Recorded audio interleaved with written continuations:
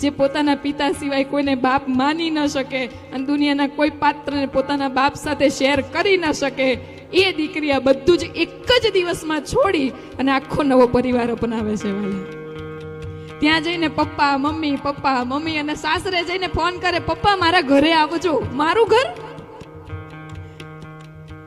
18 વર્ષ જે ઘરમાં રહ્યા ને 2 દિવસ એ ઘર છોડીને ત્યાં જતા રહે, એનું મારું ઘર માની લીધું વાલા 2 જ દિવસમાં. મારા પપ્પા મારા મમ્મી છે ને પપ્પા આવું કહેતા હતા, એની વાણી સાંભળજો વાલા. ક્યાંય એવું નથી આવતું એના પપ્પા, ક્યાંય નથી આવતું એના પપ્પા. જ્યારે ભાઈઓ સંબોધન કરે ને સાસુ સસરાને ત્યારે એમ કે અમારે એના પપ્પા છે ને, એવું સંબોધન કરે. પણ દીકરી હંમેશા 2 પક્ષે મા બાપને સરખા રાખે છે વાલા. આ દીકરીઓ માટે તાળીઓનો ગડગડાટ હોય. ગમે એટલી દૂર હોય ને દીકરી, તો પણ બાપને કઈ તકલીફ પડે તો એ દોડતી આવે છે.